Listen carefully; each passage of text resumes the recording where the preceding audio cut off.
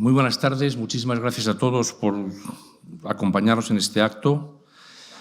Por supuesto, gracias a don Feliciano Barrios, secretario de esta casa, que nos acoge con tan gentil hospitalidad, corporación a la que me honro pertenecer como académico correspondiente y también, obviamente, gracias a la Fundación Ibercaja, patrocinadora de este ciclo de conferencias, a la que me siento también por muchos motivos vinculado, empezando por mi propia condición de aragonés, que posiblemente alguno de ustedes ya conoce.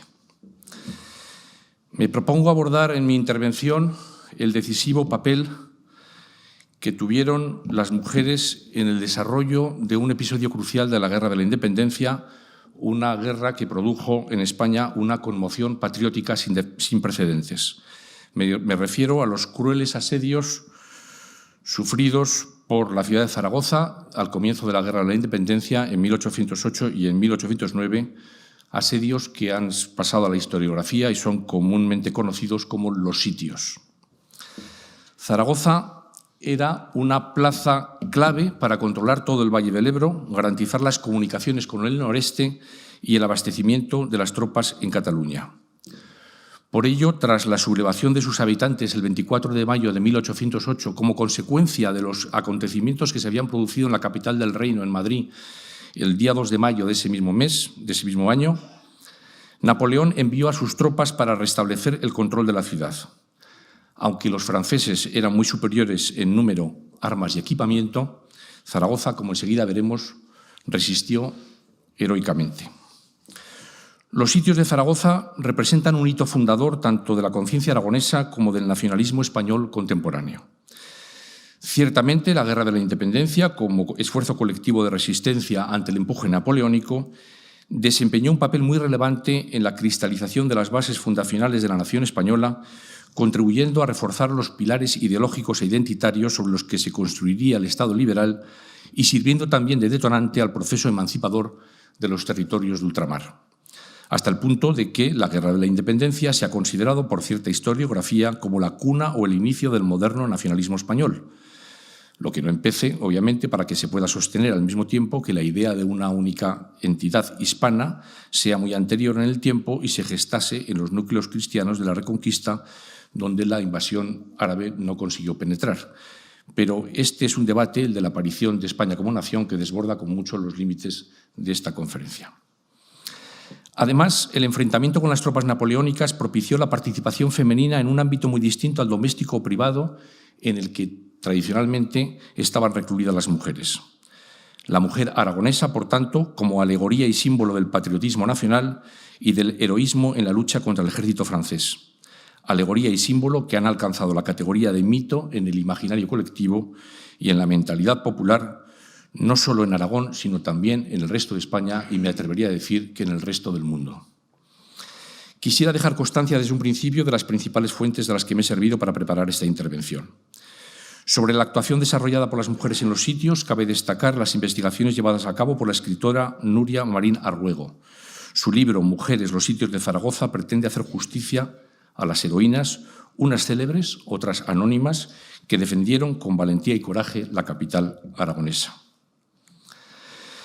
Mujeres que entregaron o arriesgaron sus vidas escribiendo una de las páginas más conmovedoras de la historia de España.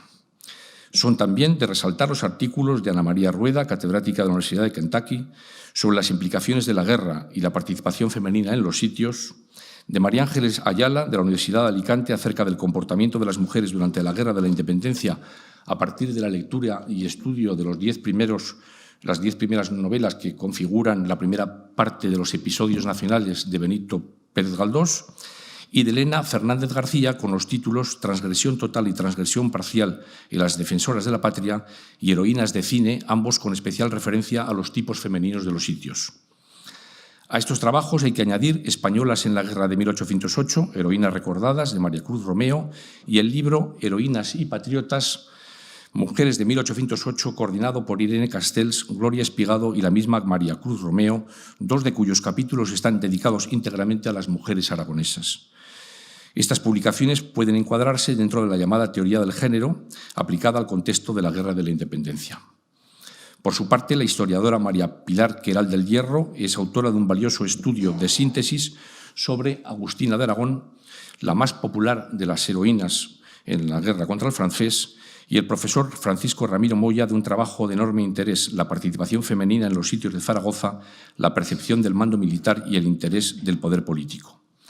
Quiero agradecer asimismo la amable ayuda prestada por mi admirado Guillermo Fatás, catedrático aragonés y sabio de tantas cosas, facilitándome el texto e ilustraciones de una conferencia que pronunció en la Academia General Militar con motivo de las celebraciones el año 2008 del segundo centenario de los sitios. Finalmente, es de justicia resaltar la benemérita actividad de conjunto desplegada por la Asociación Cultural Los Sitios, fundada en 1986, en cuya página web pueden consultar a ustedes algunos estupendos artículos sobre la participación femenina en los 2 sitios de Zaragoza contra el ejército de Napoleón.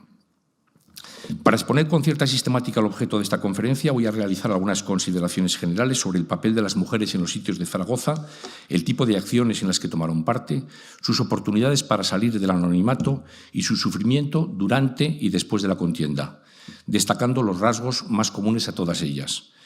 Me voy a servir de diferentes testimonios y opiniones, algunos de ellos coetáneos a los hechos que protagonizaron, que de una forma u otra reflejan su activa participación en los mismos. En la imposibilidad material de abordar la trayectoria vital de todas y cada una de estas heroínas, al final aludiré escuetamente a las más renombradas. Como he dicho, la ciudad de Zaragoza ofreció una feroz resistencia ante los franceses durante los 2 asedios que padeció al comienzo de la Guerra de la Independencia. Su lucha contra un enemigo muy superior en número y mejor pertrechado serviría de acicate a la hora de plantar cara al avance de las huestes napoleónicas en otros puntos de la península. Pero antes de seguir con mi exposición, hagamos una sinopsis de lo acontecido en los 2 sitios. Primer sitio. A mediodía del 15 de junio de 1808, las tropas francesas mandadas por el general Lefebvre llegaban a las puertas de Zaragoza como parte de la empresa imperial europea concebida por Napoleón. Lo hicieron tras haber derrotado a las fuerzas españolas que habían intentado detener su avance en Tudela, Mayén y Alagón. Con la ocupación de la capital aragonesa pretendían establecer su base de operaciones para la conquista de todo el Valle del Ebro y del Levante español. Al mismo tiempo, el general José de Palafox, a quien el pueblo hacía pocas semanas había encumbrado al frente de las instituciones aragonesas, abandonaba la ciudad para reclutar más hombres con la idea de plantar batalla en mejores condiciones. Aquí tienen un soberbio retrato del general, obra de don Francisco de Goya. Zaragoza no disponía de fuerzas regulares. Los defensores eran en gran medida los propios vecinos, que carecían de entrenamiento, y cientos de campesinos mal organizados que confluyeron a la capital desde todos los rincones del viejo reino. En estas circunstancias, las posibilidades de defender con éxito Zaragoza eran, comprenderán ustedes, muy escasas. Los franceses se lanzaron sobre la ciudad atacando por 3 puertas: la del Portillo, la del Carmen y la de Santa Engracia. Las descargas de artillería francesa abrieron diversas brechas en los muros existentes entre las puertas del Carmen y del Portillo, y por ellas se introdujo la infantería francesa. Un intenso fuego les recibió desde la ciudad, tanto de artillería como de fusilería. Después de una larga tarde de lucha, el primer asalto francés fue rechazado. Solo un escuadrón de caballería, integrado por los temibles jinetes polacos, logró romper la línea y adentrarse profundamente en la ciudad. Fueron finalmente vencidos por un grupo de mujeres zaragozanas armadas con piedras y cuchillos en la plaza del Portillo. Los descabalgaron y los degollaron. Ninguno de aquellos soldados salió de la ciudad con vida. El jurista e historiador Agustín Alcaide, que vivió personalmente los sitios, describió la jornada de este modo. La calle del Carmen estaba cubierta de gente, la mayor parte armada. En aquella masa había muchas mujeres, ancianos y muchachos. Unos tomaban los heridos sobre sus hombros y otros, especialmente las mujeres, trepaban hasta el cañón a dar de beber a los artilleros. Se asistía a una nueva forma de guerra en la que la población civil tendría un protagonismo muy especial. El 2 de julio regresó Palafox para retomar el mando de la ciudad.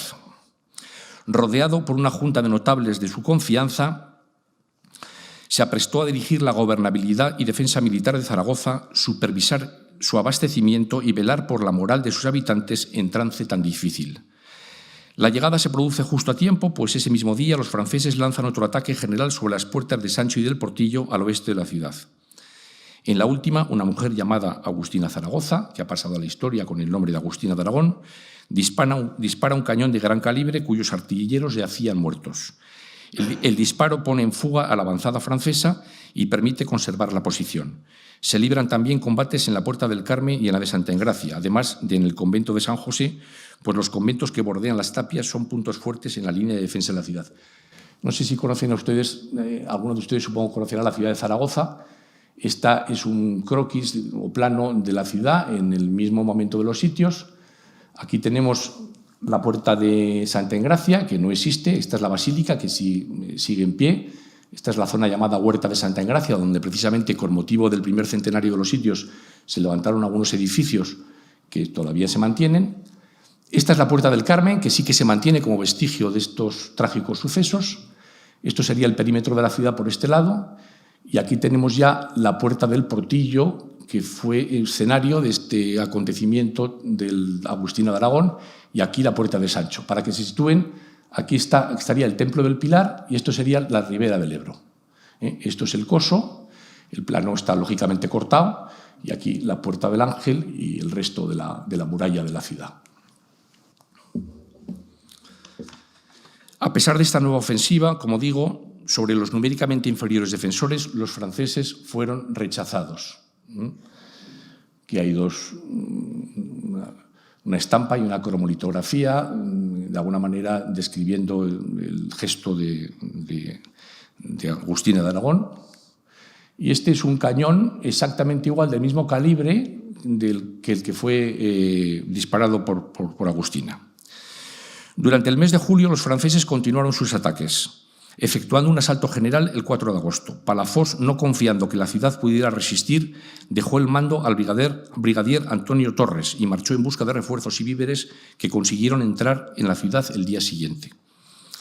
Las noticias de la derrota francesa en Bailén, con la consecuente inflexión de los acontecimientos bélicos, determinarán la retirada de los franceses.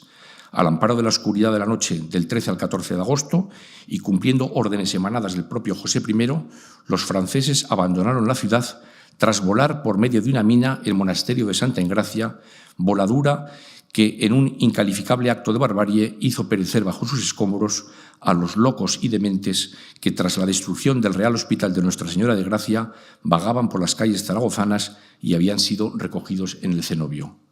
El primer sitio de Zaragoza había finalizado.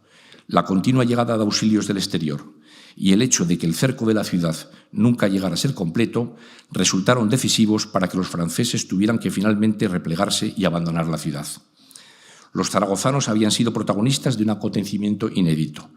El ejército regular francés, triunfador en los más renombrados campos de batalla europeos, había sido rechazado por un heterogéneo grupo de combatientes, mayoritariamente civiles, entre los cuales habían desempeñado las mujeres un lugar muy destacado.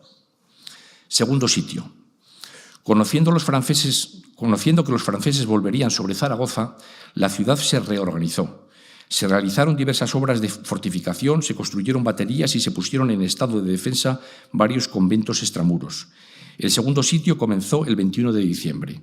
El ejército francés, consciente de la importancia estratégica de Zaragoza, regresó con numerosas tropas, sumando más de 35.000 soldados de infantería y 2.000 de caballería, mandadas esta vez por el mariscal Lannes, y trató de tomar el Canal Imperial, así como los barrios exteriores de Arrabal y Torrero.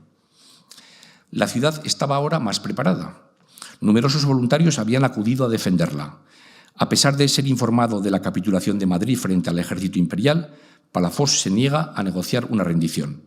Las tropas francesas logran ciertos avances, pero la resistencia era muy enconada y los defensores retuvieron sus posiciones. Tras casi un mes de ataques y contraataques, el 15 de enero caía el reducto del Pilar, último de los fortines extramuros del perímetro zaragozano.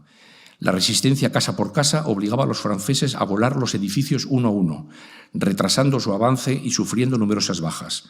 Esta lucha impresionó vivamente a los imperiales.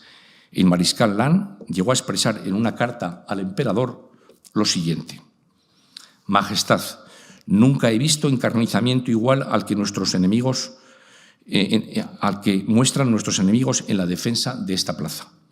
Las mujeres se dejan matar delante de la brecha. Es preciso organizar un asalto por cada casa. El sitio de Zaragoza no se parece en nada a nuestras anteriores guerras. Es una guerra que horroriza.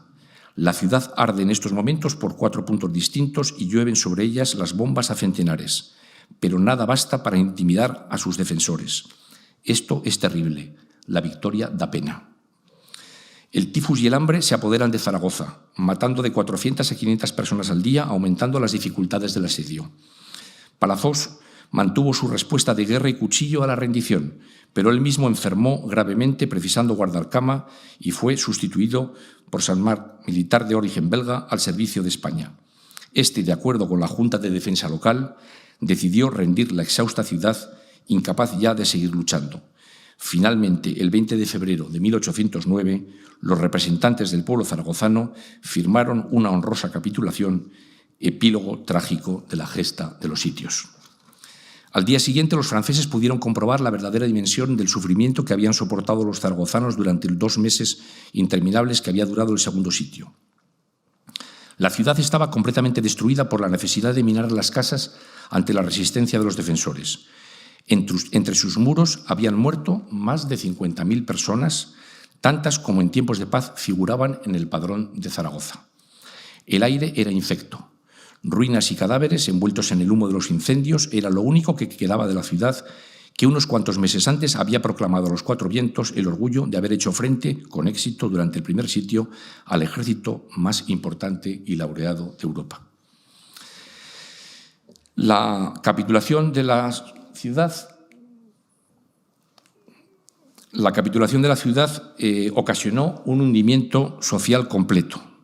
Tras la caída de Zaragoza por orden de la Junta Central, se creó en tierras turolenses la Junta de Aragón y parte de Castilla, curioso nombre, que trató de mantener contra todas las adversidades una autoridad en suelo aragonés, sirviendo de puente con las instituciones patrióticas que operaban en otros puntos de la península. Bueno, en este cuadro pueden ustedes, en fin, recoge con mucho dramatismo, digamos, el desfile, entre comillas, de la población zaragozana después de la capitulación frente a los soldados franceses. Puede reconocerse aquí a Agustina de Aragón con su hijo en brazos, camino de Francia, entre la cuerda de prisioneros entre los que iba, por cierto, Valentín Ferraz, un jovencísimo Valentín Ferraz, que tuvo su bautismo de fuego precisamente en el segundo sitio de Zaragoza y que con el transcurso del tiempo sería uno de los 2 únicos presidentes del gobierno que ha dado Aragón en la historia. Las tropas francesas permanecerían en Zaragoza hasta el 2 de agosto de 1813, cuando se rendía el último reducto del Palacio de la Aljafería al comandante español Francisco Espoz-Mina. Una de las características más notables de la lucha en los 2 sitios fue la implicación del conjunto de la población en el empeño por detener al enemigo y dificultar su entrada en la capital. En este esfuerzo colectivo, la participación femenina desempeñó un lugar muy destacado. Una presencia, la de estas mujeres, muy cercana físicamente a los lugares de combate, que ya desde los primeros momentos fue documentada por testigos presenciales de los hechos. Esta actividad militante de las mujeres en la lucha contra las tropas napoleónicas supondrá una transgresión de las normas de comportamiento vigentes en la sociedad de la época, que reducía su presencia al espacio doméstico familiar como madres y esposas. Marion Roeder, profesor de la Universidad de Málaga, ha escrito: tradicionalmente, la reprobación colectiva de las mujeres españolas había estado relacionada con una protesta por cuestiones de escasez, de subida de precios o por el empeoramiento de las condiciones de vida. Pero a partir de la ocupación francesa, las féminas se movilizarán también bajo una nueva consigna: religión, rey y patria. Efectivamente, desde fechas tempranas, la prensa, los documentos oficiales, los manifiestos, las proclamas, la literatura, las representaciones plásticas y la historiografía en general reflejaron los durísimos acontecimientos de los sitios al tiempo que modulaban una nueva idea de nación y se hacían eco de las gestas femeninas. Décadas más tarde se sucederían otros importantes testimonios en forma de obras teatrales, musicales, monumentos y esculturas y finalmente el cine. Lo cierto es que la exaltación nacional y patriótica que sucedió a la Guerra de la Independencia propiciaría la visibilidad, al menos en el plano simbólico, de las mujeres aragonesas. Entre estos testimonios destacan en primer lugar, por su proximidad con los hechos, los grabados de Juan Gálvez y Fernando Brambila en las ruinas de Zaragoza, y especialmente los de Francisco de Goya en su serie Desastres de la Guerra. Dichas estampas constituyen un auténtico reportaje de guerra y propaganda que conoció una enorme difusión gracias al cuidado, a la maestría técnica y a la calidad artística con que fueron impresas. La representación de mujeres armadas con picas y cuchillos que luchan con arrojo contra los soldados franceses se difundió a través de estos grabados que pronto tuvieron una gran aceptación y cuyo sentido épico y tono reivindicativo eran evidentes. José de Palafox, que, como hemos señalado, ante el imparable avance de los franceses hacia Zaragoza, había asumido todos los poderes políticos y militares de la ciudad y del Reino de Aragón, sin que nadie pusiera impedimento alguno, encargó en octubre de 1808, es decir, entre el primer y segundo sitio de la ciudad, a los pintores Juan Gálvez y Fernando Brambila una colección de grabados que debían de condensar gráficamente el sacrificio de sus habitantes. Los 36 aguafuertes de las ruinas de Zaragoza impresos en Cádiz entre 1812 y 1813 constituyen la primera transmisión visual e iconográfica de la defensa de Zaragoza durante los sitios a través de 12 retratos de conocidos protagonistas de los hechos, la reconstrucción de otros tantos episodios bélicos y la reproducción de una docena de escenarios en ruinas. En la serie de personajes aparecieron Agustina Zaragoza, María Agustín, Casta Álvarez y la condesa de Ureta, así como numerosas mujeres anónimas integrando las masas que asaltaban a los franceses en las calles de la ciudad. Estas son dos de las estampas que fueron grabadas por estas dos personas que he mencionado. Juan Gálvez fue autor asimismo de un óleo dedicado a Agustina de Aragón. A diferencia de la estampa incluida en la serie de ruinas de Zaragoza, en la que está disparando, en la pintura Gálvez optó por una representación más idealizada de la popular heroína, posando acodada sobre el cañón y señalando con la mecha hacia las posiciones del ejército francés. La profesora Rueda ha subrayado cómo la pintura ofrece una codificación romántica de la feminidad belicosa. Nos dice la profesora Rueda: el cuerpo de la heroína se apropia simbólicamente del espacio militar, un campo de solvencia masculina, sus brazos envuelven con suavidad el cañón, mientras que el contorno de sus caderas se adapta a la rueda del cañón, encadenando así su figura y su sexualidad a una representación iconográfica de la mujer guerrero que es a la vez sensual y beligerante. En la serie Desastres de la Guerra,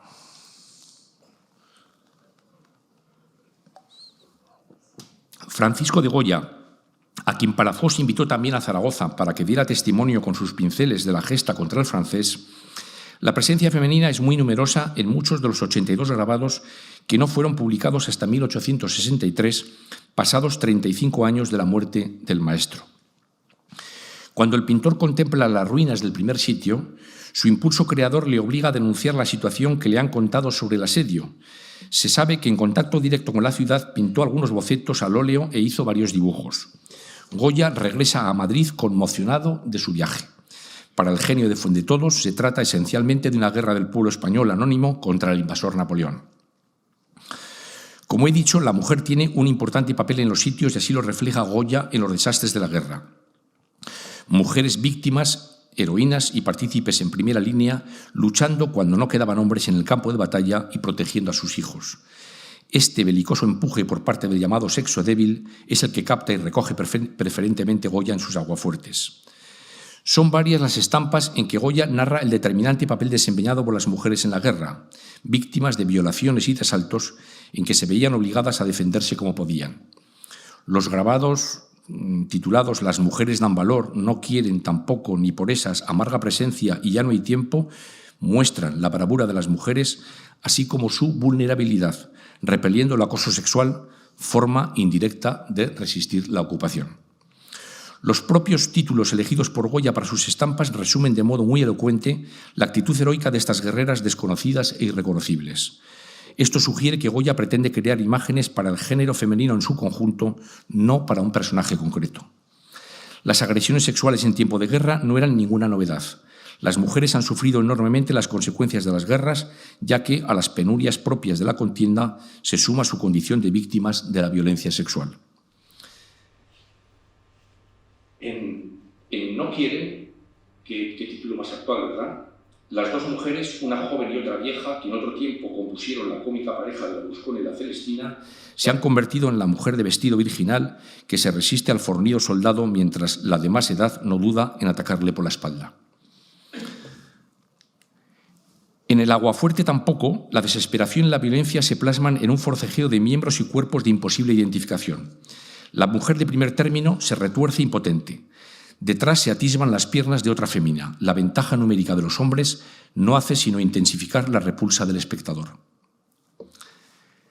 En el grabado "Y son fieras" resulta difícil distinguir contra quién se enfrentan los personajes que están en segundo plano en esta estampa. Parece como si todos luchasen contra todos, como si formasen parte de un amasijo dirigido por una irracional violencia. La presencia de un niño semidesnudo,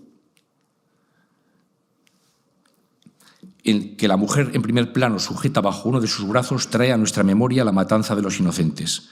Goya pretende que no perdamos de vista el protagonismo de la mujer en la contienda, que no olvidemos su fiereza. ¿Qué valor suele considerarse la única referencia de la serie Desastres de la Guerra a una figura histórica conocida? La protagonista de esta escena ha sido relacionada con Agustina de Aragón. También se ha barajado la posibilidad de que sea una representación de Manuela Sancho, quien participó asimismo en la defensa de la ciudad. En realidad podría ser una imagen que alude a todas aquellas mujeres que tomaron un papel activo en la guerra y que defendieron con gallardía a su país. Por ello, Goya optó por colocarlas de espaldas sin mostrar su rostro. A los grabados de Gálvez y Brambila y de Goya se sumarán muy pronto algunos óleos de pintura historicista que ensalzan igualmente el protagonismo femenino en los sitios. Destacamos La doncella de Zaragoza, del pintor británico David Wilkie, perteneciente a la Real Colección de Windsor, que fue ejecutado en 1828, este cuadro, precisamente el mismo año de la muerte de Francisco de Goya. Y Agustina de Aragón defendiendo Zaragoza, del pintor y profesor de Bellas Artes sevillano Marcos Hidalgo de Acosta, presentado en la exposición de 1871. Precisamente esta casa conserva entre sus fondos un retrato de Alfonso XII de este pintor. Por lo que respecta a la letra impresa, los sitios de Zaragoza se convirtieron enseguida en un mito de resistencia popular que hizo correr mucha tinta. Podemos destacar en primer lugar los relatos escritos por testigos directos de los hechos. Así, el personaje de Agustina de Aragón es inmediatamente ensalzado y aparece en el diario de Faustino Casamayor. En este diario hay una referencia muy escueta, pero muy elocuente, cuando dice que ocasionó a los franceses, aquí causó a los franceses un daño temible, la participación de Agustina. Y en la historia de los dos sitios de Agustín, Alcaide y Vieca. Esta es una, digamos, referencia canónica a los estudios sobre los sitios de Zaragoza. El diplomático y viajero Charles Richard Vaughan, en su narrativa del sitio de Zaragoza, la primera publicación que hizo saber al mundo los heroicos y horribles días vividos en el primer sitio de la ciudad, enfatiza por su parte la activa participación de las mujeres y da fe del importantísimo papel que jugaron en este episodio bélico. A la fama internacional de Agustina Zaragoza, la principal heroína de los sitios, contribuyó enormemente la relevancia literaria de Lord Byron.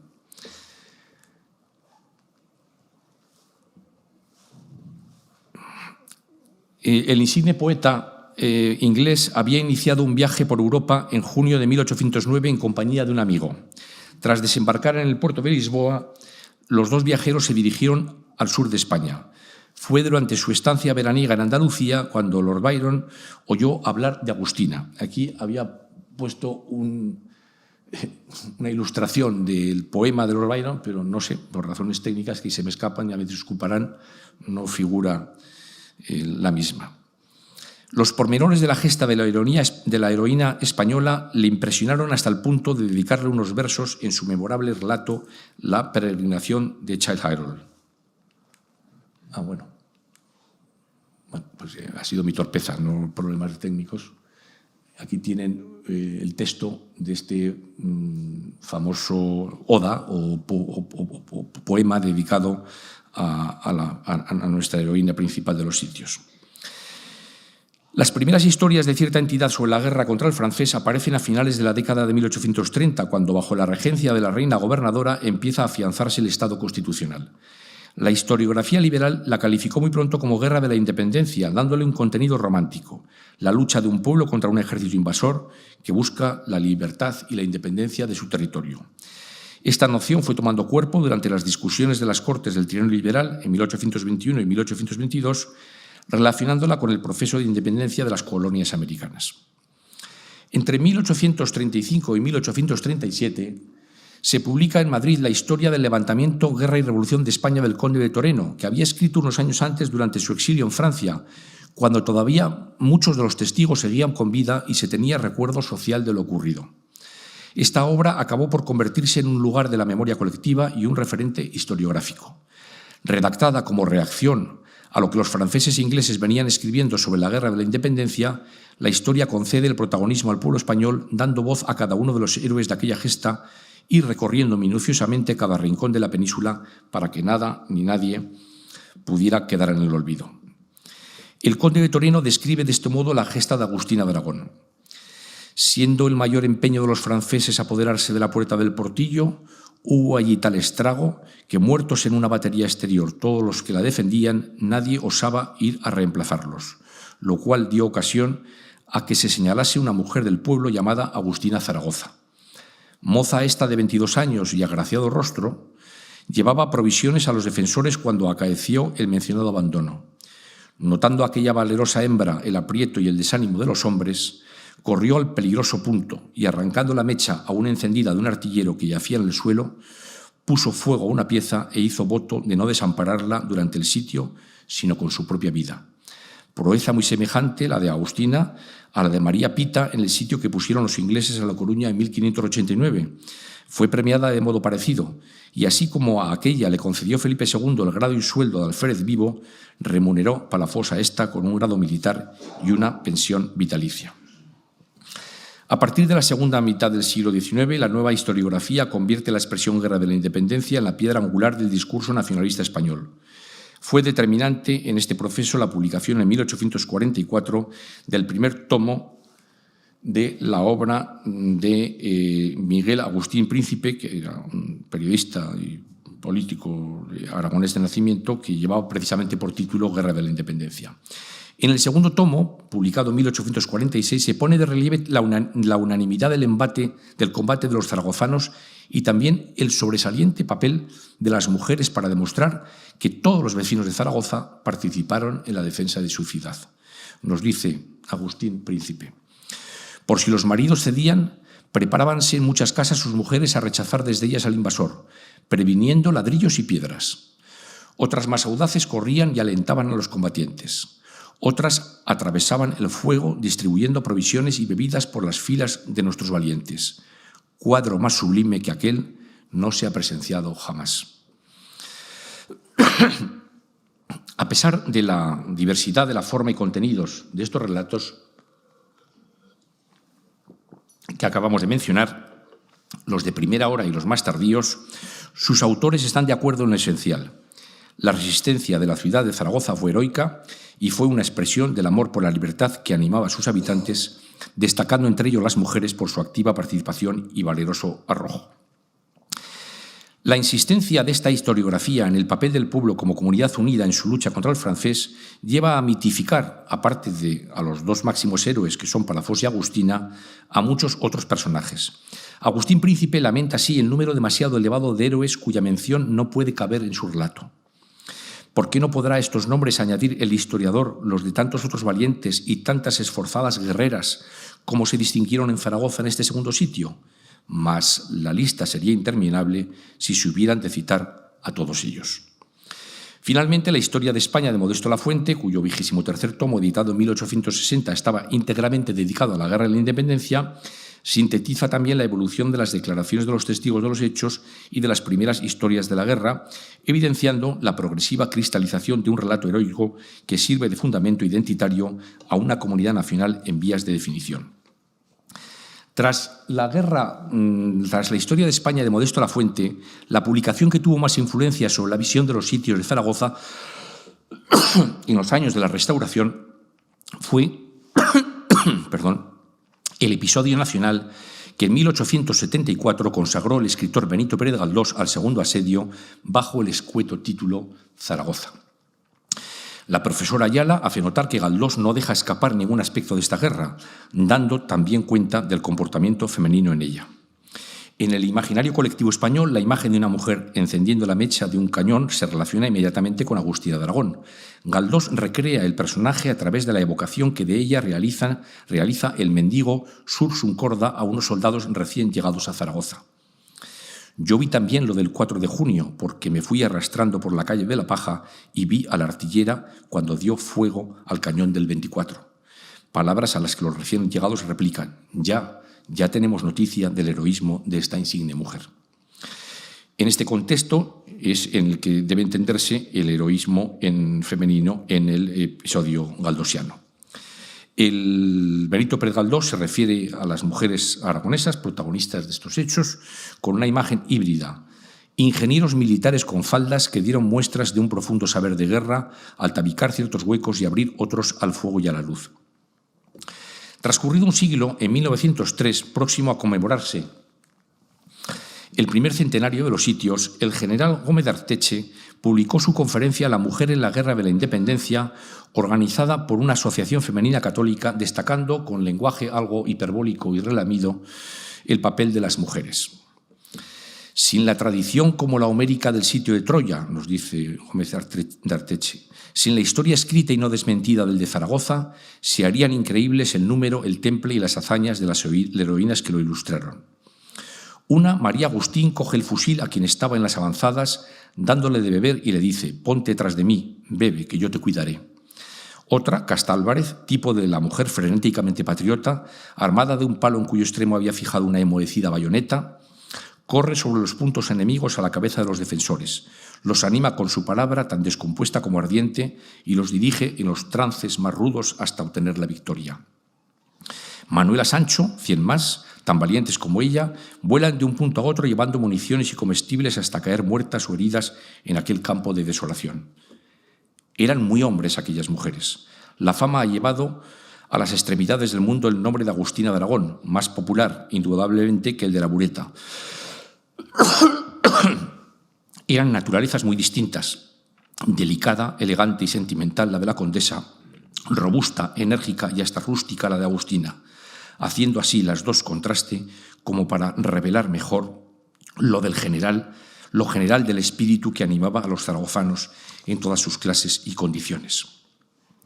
Con motivo del centenario de la Guerra de la Independencia, el general de artillería Mario de la Sala Valdés publicó la obra Obelisco histórico en honor de los heroicos defensores de la ciudad en sus dos sitios. Reserva un amplio capítulo a las heroínas, a las que dedica el siguiente comentario. El espíritu heroico de las zaragozanas durante la calamitosa prueba que la ambición napoleónica impuso a su noble patria fue general y sin excepciones en su sexo. Todas obedecieron a los grandes móviles del patriotismo, la religiosidad, el desinterés y los puros afectos de la familia y de la amistad, combatiendo en los puestos de mayor peligro, convirtiendo sus casas en hospitales para la asistencia de los heridos y apestados, llevando a los combatientes refrescos y alimentos que restaurasen sus fuerzas físicas, mientras que con su presencia y ejemplo les vigorizaban la moral. Todas, cual más, cual menos, cumplieron los peligrosos deberes que la situación requería. Finalmente, el capellán castrense e historiador Agustín Coy de Cotonat, en su libro Agustina Zaragoza, publicado en 1914, describe de este modo la participación femenina en los sitios. Caían los hombres al pie de las humeantes murallas. El terror y la muerte invadían poco a poco la ciudad en tan dura alternativa colocada. Y sobreponiéndose al sombrío cuadro, un grupo de valerosas mujeres, entre las cuales destacábase Casta Álvarez, la condesa de Bureta y la reverenda Madre Rafols, elevábanse arrogantes y decididas para infiltrar con sus nobles y patrióticos acentos nuevas energías a los casi exánimes defensores. Los sitios de Zaragoza llegaron también muy pronto a la novela. La protagonista de Teodora, heroína de Aragón, constructo literario a medio camino entre el folletín, novela histórica y género epistolar, de autor discutido, tiene ecos de la figura de Agustina de Aragón y denominada en muchas ocasiones la heroína, y vio la luz en 1832. Carlota Cobos, nacida del segundo matrimonio de Agustina de Aragón, publicó en 1859 un relato algo mitómano de su madre.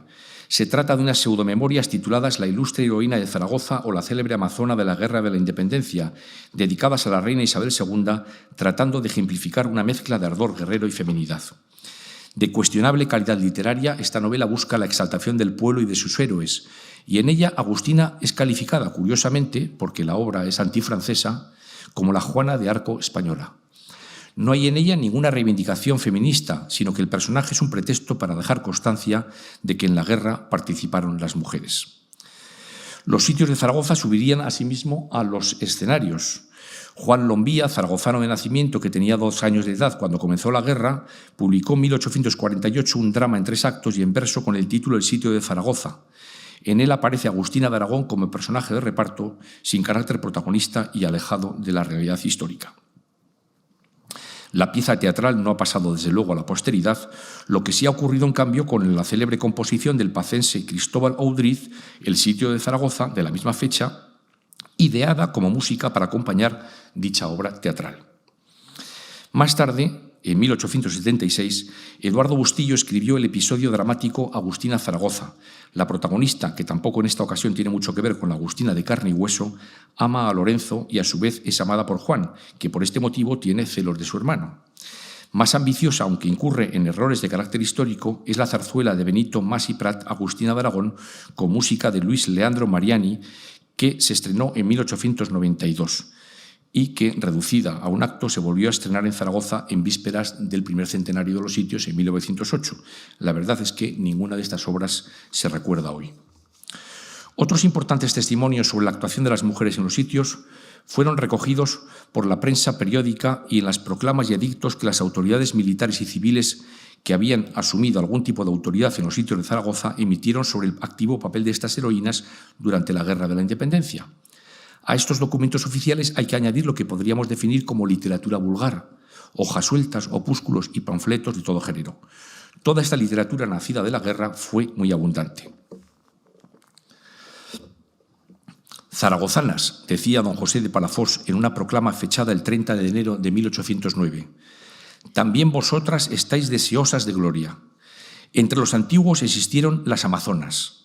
Desde ellas hasta nuestros tiempos no ha nacido quien les reemplace. Las que seáis valientes, salid al frente a reemplazarlas, defenderéis la ciudad y conservaréis a nuestra patrona, se refiere a la Virgen del Pilar. Bien pudiera deciros que no es nuevo el valor en vuestro sexo, pero en vosotras, las de Zaragoza, se halla mayor actividad que en ninguna otra mujer. Reuníos, pues, amables mujeres, no dejéis solos a los hombres el lauro y el triunfo. Los soldados franceses os temerán y será una vergüenza para ellos ser vencidos por vosotras. De igual modo, acabada la contienda, se redactaron memoriales y certificados sobre la actuación de las mujeres que participaron en la defensa de Zaragoza con la finalidad de justificar la concesión de las condecoraciones que se crearon al efecto o abonarles las pensiones pertinentes. Grabados, pinturas y testimonios escritos, tanto literarios como teatrales e historiográficos, a estos testimonios que hemos ido comentando hay que añadir los monumentos, especialmente los que se erigieron en la capital del Ebro coincidiendo con la exposición hispano-francesa programada de mayo a diciembre de 1908 con motivo del primer centenario de los sitios de Zaragoza. La exposición se planteó para demostrar el empuje cultural y económico de la ciudad y de Aragón y como plataforma para estrechar lazos y restañar heridas con los vecinos franceses. La mayoría de las construcciones eran modernistas y de carácter provisional, la llamada arquitectura efímera, realizadas en materiales baratos como la madera, el yeso y el adobe, y fueron desmontadas tras la exposición. Pero otras se erigieron con vocación de permanencia y pueden contemplarse todavía en la actualidad. Entre ellas destacamos 2 significativos monumentos. El primero, conocido como Monumento a los Sitios, es un grupo escultórico de 28 metros de altura, realizado en piedra y bronce, instalado en el centro de la actual Plaza de los Sitios de Zaragoza y cuyo autor fue el escultor catalán Agustín Querol. Un día después, los reyes... Aquí otro detalle de este monumento. Un día después, los reyes inauguraban también en Zaragoza un segundo monumento dedicado a Agustina de Aragón y al resto de las heroínas de los sitios, ubicado en la plaza de Nuestra Señora del Portillo, escenario de su heroica acción, obra de Mariano Benlliure. Sobre unos escalones De piedra se eleva un prisma que da sustento al bronce principal con la figura de Agustina de Aragón ataviada con casaca militar. Deja ver la espada que cuelga del costado y apoya el pie izquierdo sobre un cañón caído. Los laterales del prisma exhiben 2 medallones de bronce que retratan a las heroínas de los sitios, menos célebres que Agustina de Aragón. Son la Madre Rafols, la Condesa de Bureta y Josefa Mari Borbón a la izquierda y Manuela Sancho, Casta Álvarez y María Agustín a la derecha. Junto a estos 2 monumentos que se encuentran en espacios al aire libre, para conocer un poco mejor los nombres de nuestras heroínas, nada mejor que dirigir nuestros pasos hasta la iglesia de Nuestra Señora del Portillo, a muy pocos metros de este último monumento que acabamos de ver. El templo es un templo poco valorado, incluso yo creo que por los zaragozanos. En su interior, la capilla entera de la Anunciación está dedicada a honrar la memoria de las valientes mujeres que se distinguieron en los 2 asedios. La obra corrió a cargo del arquitecto Ricardo Magdalena y se sitúa a la derecha del presbiterio, en un amplio espacio cubierto con cúpula. Fue inaugurada esta capilla también por los reyes como proyecto estrella del primer centenario de los sitios. Del retablo de la capilla con el tema de la Anunciación se encargó el afamado escultor Carlos Palau. Sobre la mesa del altar de alabastro se ubican en la actualidad, esta es una fotografía que tomé yo la semana pasada, no es una fotografía muy buena, no soy fotógrafo, pero evidentemente yo creo que sirve a los efectos de poder ilustrarles sobre dónde se encuentran actualmente los restos de Manuela Sancho, Agustina de Aragón y Casta Álvarez.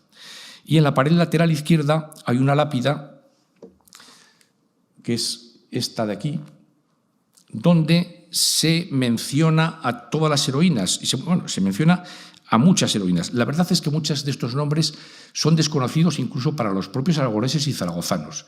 Y si no fuera por el acierto de que el ayuntamiento de la ciudad hace ya unas décadas dedicó una calle a cada una de estas heroínas, incluso a pesar de esta circunstancia, pues creo que muchas de ellas, salvo el caso de Agustina de Aragón, son pocas conocidas. Es muy curioso porque esta lápida incluye una entrañable referencia y muchas otras como homenaje pues, a todas las mujeres anónimas que tanto hicieron en los sitios. Por último, hay que recordar que el personaje de Agustina de Aragón ha sido llevado también al cine en 2 ocasiones. Agustina de Aragón es una película española producida por un grupo de aragoneses que contrataron al director también aragonés Florian Rey, uno de los máximos representantes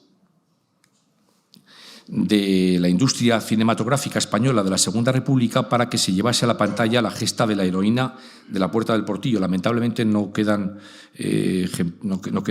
restos de esta película, que ha desaparecido. Además fue estrenada en el tránsito del cine mudo al sonoro, circunstancia que desde luego hizo que no tuviera excesiva repercusión. No obstante, además de ofrecer diversos aspectos relacionados con la heroína y con algunas otras mujeres, la heroína por antonomasia, me refiero a Agustina de Aragón, destaca también por la presencia de Palafox y por la reconstrucción de diversos acontecimientos, como por ejemplo la defensa de la Puerta del Portillo. Se me ha olvidado mencionar antes. Aquí ven ustedes un estandarte con la cruz de Sobrarbe que corresponde a la Cofradía de Nobles del Portillo, que es una corporación caballeresca entre cuyos fines estatutarios figura pues, mantener vivo el depósito legal y sentimental de las heroínas. Agradezco a su hermano mayor que nos acompañe esta tarde aquí.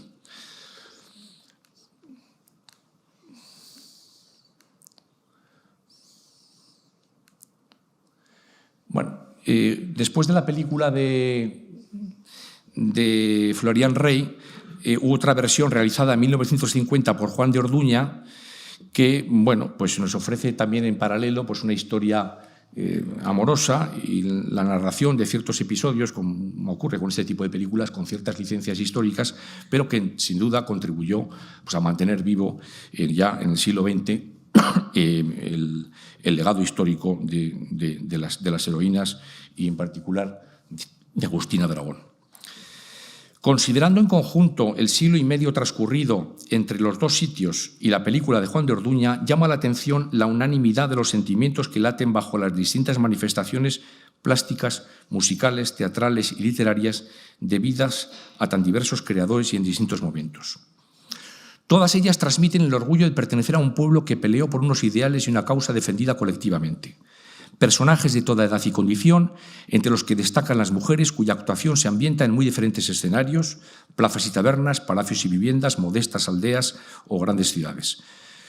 Todos los testimonios que hemos ido refiriendo, insistimos, subrayan la actuación de todas estas mujeres valerosas en la Guerra de la Independencia y su contribución a la construcción de la identidad nacional aragonesa y española.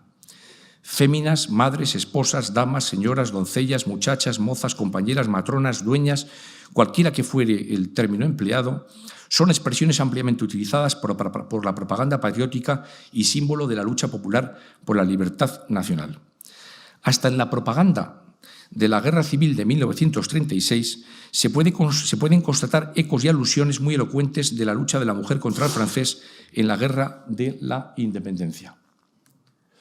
Este es un sello que no llegó a circular, emitido por la República en plena Guerra Civil. Nos ven aquí, es Agustín de Aragón. Este es el dibujo del que fue tomado, el original, y el sello, que, como digo, no llegó a circular. Y no solo, como podría suponerse, en el bando llamado nacional, y si no, vean ustedes los términos en que se expresaba una octavilla de propaganda comunista distribuida en Madrid a finales de 1937. Mujer, demuestra que desciendes de Agustina de Aragón. Anima a tu compañero, hijos y hermanos, aunque en la ruda pelea dejes jirones en tu propia vida. Cuando veas a nuestra España libre de la pezuña del fascismo invasor y siendo la admiración del mundo, te sentirás feliz y comprenderás que tu sacrificio no fue estéril. El levantamiento del pueblo español ante el invasor francés en 1808 ha dado origen a nuevos ensayos y artículos auspiciados por la celebración, precisamente el año 2008, del segundo centenario de la independencia. En ellos se destaca el significativo papel que desempeñaron las mujeres en la contienda. Participación reinterpretada a la luz de la nueva sensibilidad sobre la condición individual y social de las mujeres que ha venido explorando en las últimas décadas desde la perspectiva llamada de la historia de género. No han faltado también alguna novela, como por ejemplo esta novela La artillera de Ángeles Irisarri, que es una escritora, novelista zaragozana. Bueno, si la conmemoración del bicentenario de los sitios de Zaragoza en el año 2008 volvió a poner el foco sobre los nombres de las principales mujeres que intervinieron activamente en ellos, más recientemente otra circunstancia ha contribuido a revitalizar su memoria. Me refiero a la exhumación a finales de marzo del año 2022 de los restos de Agustina de Aragón, Casta Álvarez y Manuela Sancho para ser sometidos a una serie de pruebas forenses y antropológicas con los permisos oportunos, lógicamente, de la Dirección General de Patrimonio del Gobierno aragonés, con la idea de tratar de descubrir, gracias a las nuevas tecnologías, nuevos datos de estas figuras imprescindibles en la historia de Zaragoza. Se aprovechó la ocasión para rendirles un sentido homenaje popular con la participación de las principales autoridades aragonesas, homenaje que fue profusamente recogido por los medios de comunicación aragoneses. Bueno, aquí están parte del equipo investigador que estudió los restos tras la exhumación, y aquí hay una figura virtual con esa técnica ahora tan en boga de tratar de reconstruir lo que sería actualmente el aspecto de Agustina de Aragón, que, bueno, no sé si verdaderamente el escritor que la había descrito como bella moza, pues estaba muy en lo cierto. No, es verdad que los gustos estéticos cambian con los años y, bueno, pero esta es la fotografía que ha difundido este equipo de investigadores.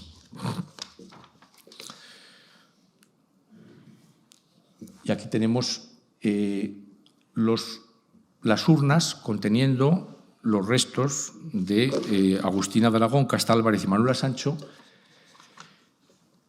a la entrada del Ayuntamiento de Zaragoza. O sea, se exhumaron los restos, se sometieron durante unos meses a distintos estudios y luego se reinhumaron y siguen ahora en la capilla de la Anunciación de la iglesia del Portillo, pero antes pues expusieron al público zaragozano que desfiló en las puertas del ayuntamiento para rendir un merecido homenaje a la memoria de las heroínas de los sitios. Como advierte el profesor Rújula, la incorporación de la mujer a los engranajes de la guerra resulta imprescindible para comprender los comportamientos movilizadores contra las tropas invasoras, las tensiones sociales internas que sufrió el pueblo aragonés y también la interpretación de los mensajes políticos lanzados durante la contienda. Y surge la duda de si la galería de individualidades que integran las heroínas, notables por muchas razones, son representativas del común de las mujeres españolas a comienzos del siglo XIX. Eran, recordémoslo, unos años en los que la mujer tenía la capacidad de obrar disminuida en los términos que habían establecido costumbres seculares, restricción que afectaba tanto a sus relaciones familiares como a sus relaciones patrimoniales. No debemos olvidar que el siglo XIX heredó un modelo de sociedad estamental en la que el privilegio era la medida, un mundo donde la desigualdad de los sexos era una de las más evidentes. La literatura moralista reforzó y divulgó este modelo y las diferencias entre los papeles asignados al hombre y a la mujer eran claras. Era el hombre el que trabajaba fuera de casa y ganaba su jornal para mantener a la familia.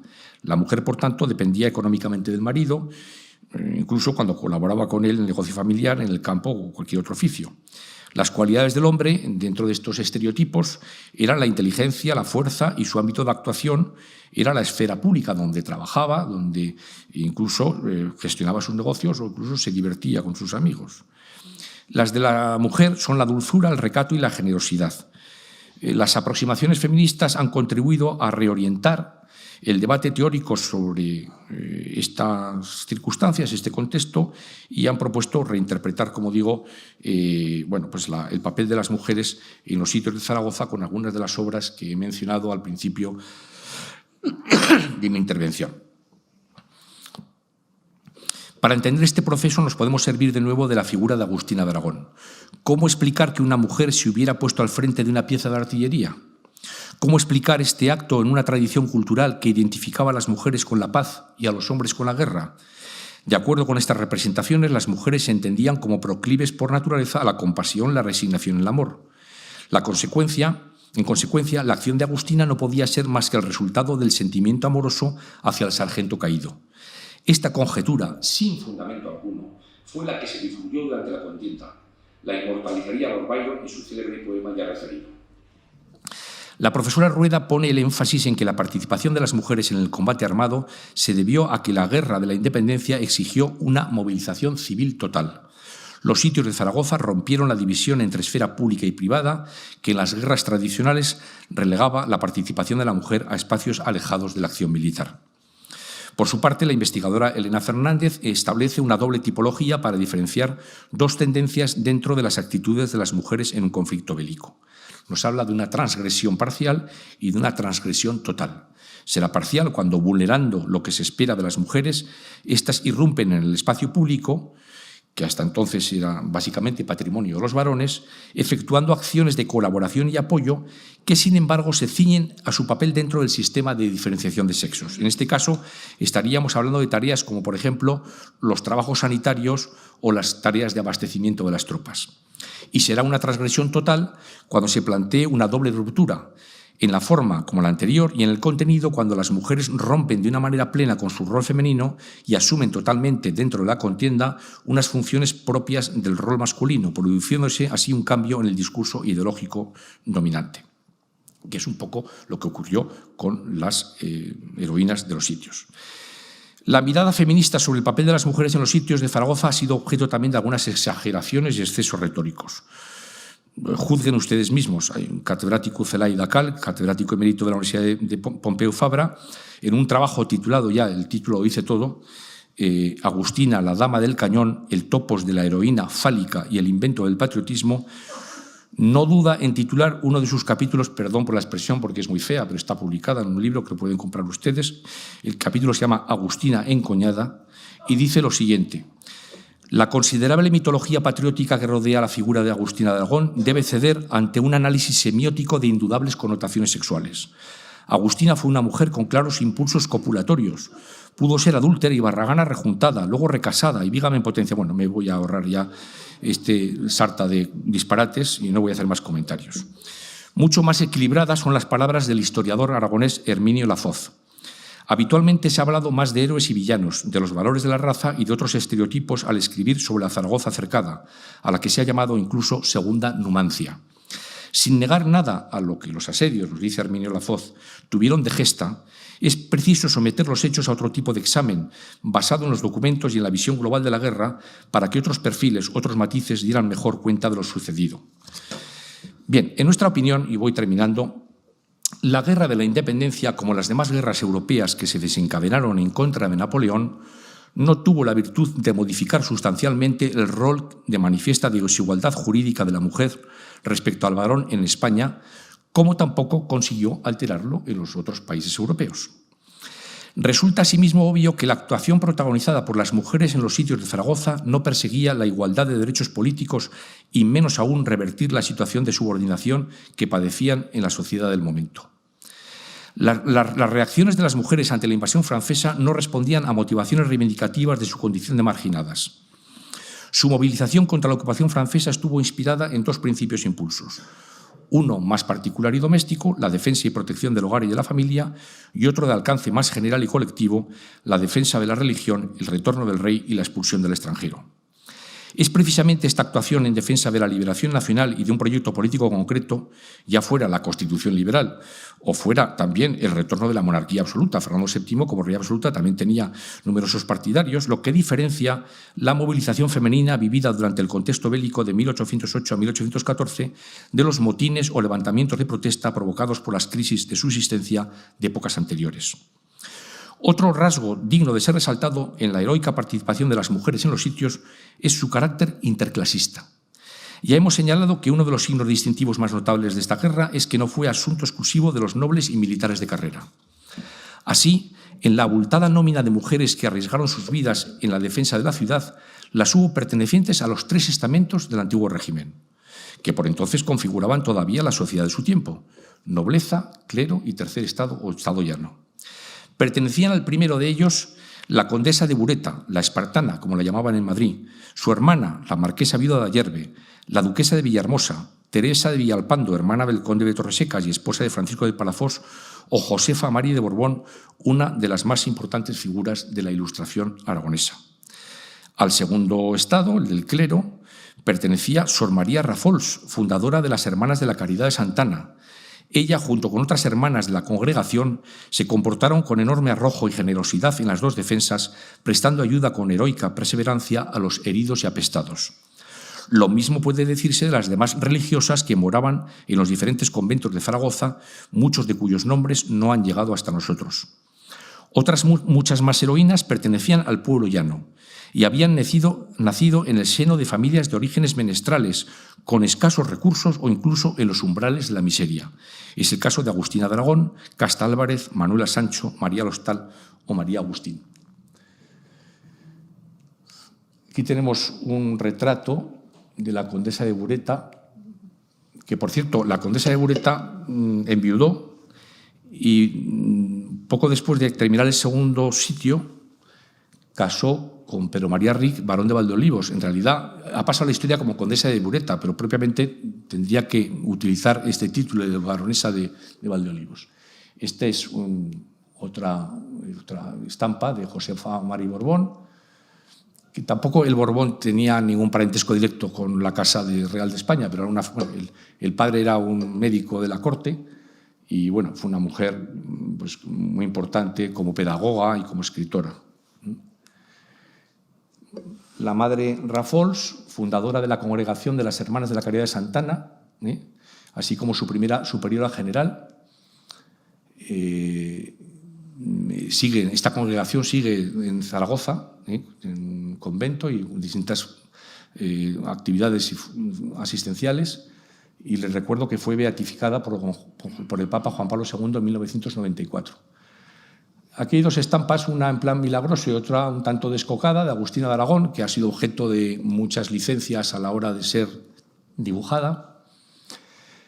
María Agustín, hay una tesis muy sugerente de si verdaderamente fue modelo del óleo, del cuadro, La aguadora de Goya, que se conserva actualmente en un museo en Budapest. Una tesis muy sugerente, pero que tampoco está del todo contrastada. María Agustín da nombre a una gran avenida o paseo en Zaragoza, pero me atrevería a decir que muchos zaragozanos, aunque oyen continuamente del Paseo María Agustín, seguramente que no sabrían identificar a este nombre con una de nuestras heroínas.